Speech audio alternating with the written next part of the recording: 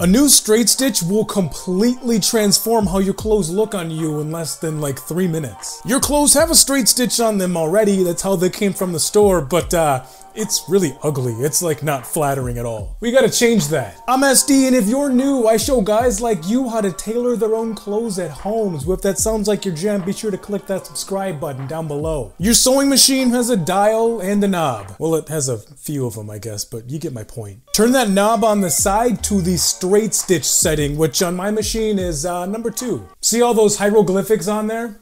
They don't matter. Now find the stitch length dial and set that to 2.5. Why 2.5? Because the numbers on there represent, well, millimeters. That's how long each individual stitch is going to be in millimeters. And your clothes, as they came from the store, well, they're 2.5 millimeters. So if you want to replicate that, set your machine to 2.5. Easy peasy. Ooh, let's dive into this bad boy. I think the term straight stitch kind of throws people off a little bit because they think that you're always sewing perfectly straight, like completely straight. Well, let's use this t-shirt as an example. We already have our side seam right along here, and it's already perfectly straight. That's why it looks like a garbage bag. We don't want it to look perfectly straight. Well, we're gonna be putting a nice gradual taper for a straight stitch on this. Now, I want you to take a look at this. I've got my presser foot already down on my garment, just like that. So I'm gonna go ahead and pick it up and kind of show you what it is that I'm doing. A couple of things that I always check for before I start sewing. I wanna make sure that the thread from my bobbin and from my spool up top there, I wanna make sure that the tails are relatively long, kind of pulled back a bit far like that. If they're too short up here as opposed to back here, when they're up here, you're not gonna have enough thread to work with when you're starting off your stitch. So you might think that you locked it in with the back stitch, but well, you didn't. So make sure you have a nice long tail all the way back here. And now I'm gonna go ahead and make sure that I'm kind of right on the edge right here.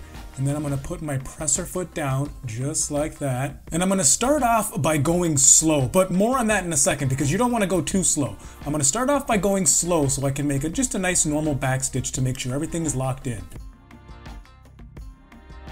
Back it up. And now go forward again. So now our stitch is locked in. Oh, here's a problem. I'm kind of glad this problem happened. So we're going to have to diagnose a couple of things here. What we have going on is our garment isn't moving. Let me show you real quick.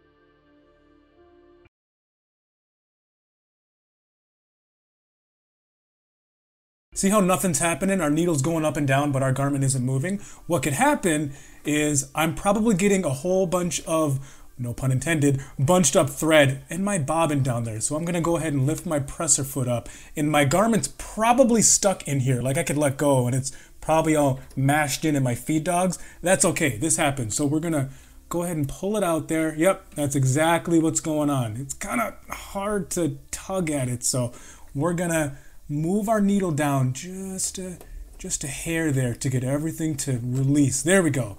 Look at all that thread. See all that thread that I have going on right there? You don't want that. That's not okay.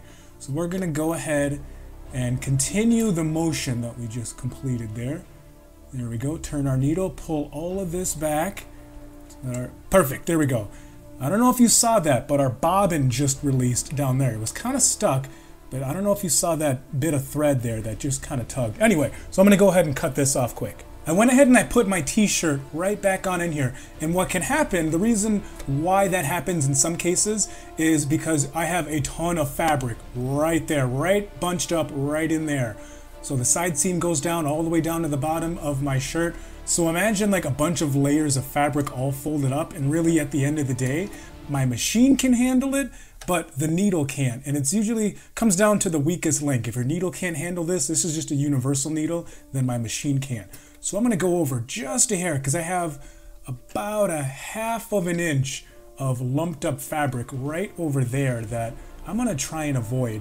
And I did my check, threads are nice and long, machine is set up, so let's go ahead and back stitch this in again. Boom, look at that. Nothing happened. The mistake that we just had before didn't happen this time, and that's again because of all this. There's a big lump of fabric down there. Now, as far as this taper goes, as you can see, what you want to do is you want to just gradually work your way in. You don't want to be very quick with your movements, nor do you want to be too jerky with your hand movement. It's a very smooth, very gradual taper. In fact, I'm turning my hands the wrong way. It's a very gradual taper. Just turn it. Just like that.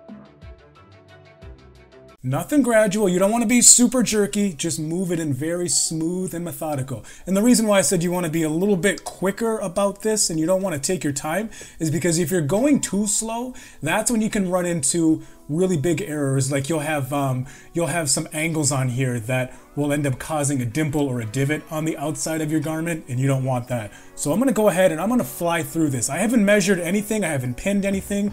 I'm just kind of doing this to show you as an example.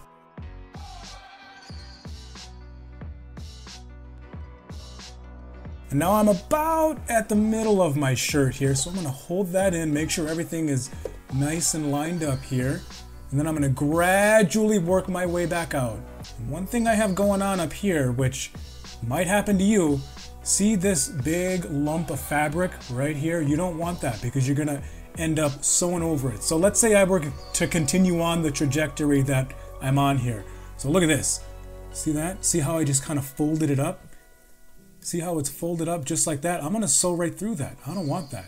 So before this causes too big of a headache, I'm gonna make sure my garment is nice and even. There we go.